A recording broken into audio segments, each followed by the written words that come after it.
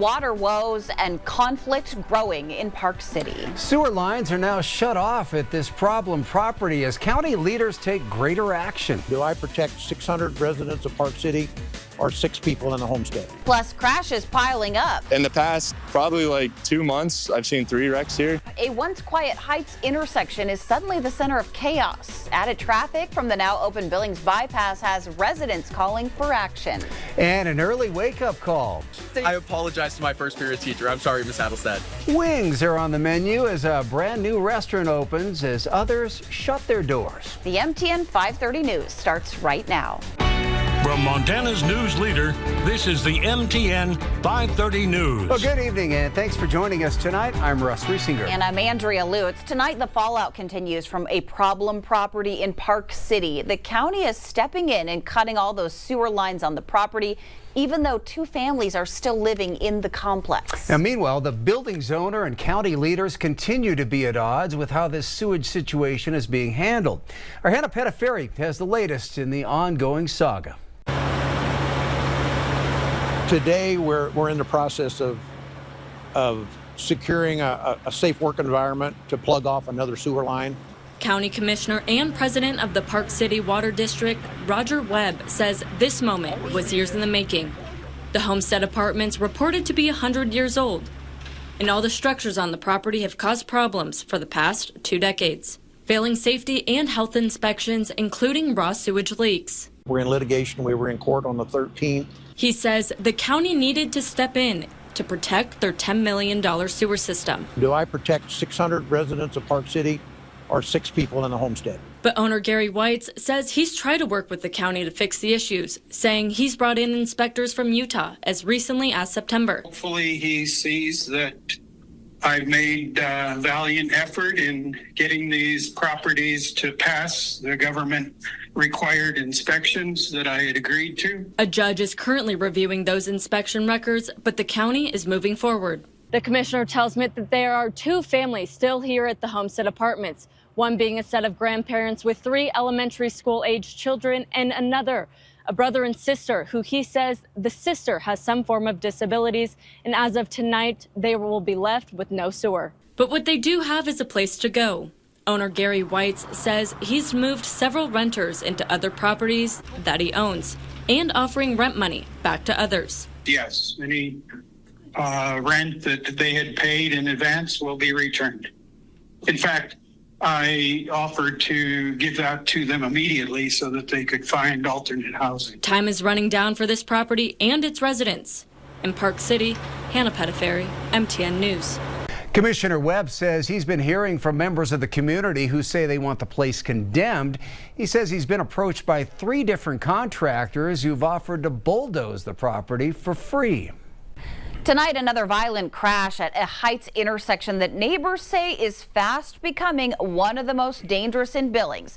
Since the bypass opened in July, traffic here at this intersection of Mary Street and Bitterroot Drive has surged, and neighbors say the crashes just keep coming. Tonight, residents speaking out, determined to fix the problem before it turns deadly.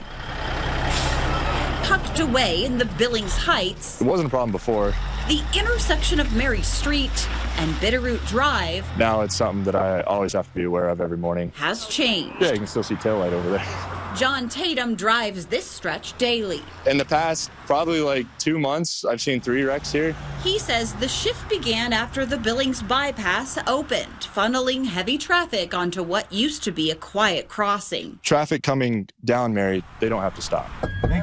Late October, this was the scene, a violent T-bone crash sending a vehicle into the ditch, taking out power poles, plunging an entire row of homes into darkness. Traffic has been nonstop. We've even seen it ourselves as we've been out here shooting this story. And that's the problem, neighbors say. They're hearing the sound of screeching tires all too often for an intersection not built for that kind of volume. It's a raceway. Amanda Rule lives on Mary Street with a front row seat to the chaos. Can't even have our front door open because of the traffic. Overbears our TV.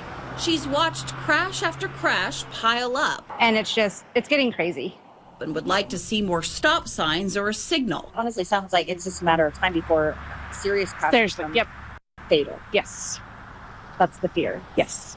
The next piece of the bypass would eventually push drivers onto a new road north and take pressure off Mary Street. But MDT says signals here aren't on the table. It's a county intersection, not the state's. It is dangerous. People will tell you it's not, but it is. So Rule is taking matters into her own hands, fighting to get someone's attention before the next wreck becomes deadly. Something could happen. Somebody could blow those stop signs, and there you go. Traffic isn't slowing down, neither is she. Until something has changed, I'm going to continue doing it. I'm going to push it.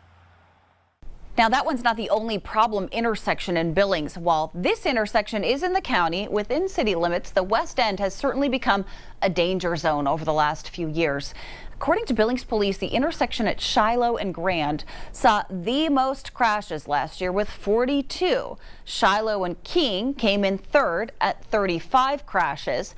The most dangerous city intersection in the Heights is Main Street in Lake Elmo, finishing in the top 5 in the last 2 years.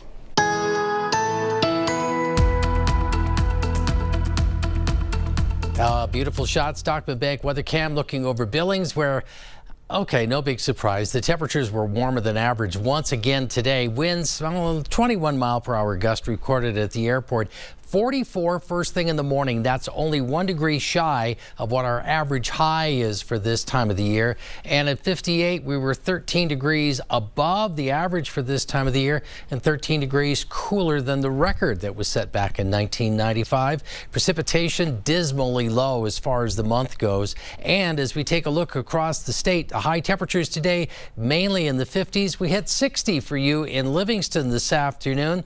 A cool down is coming, but it'll take a while. I'll tell you about it.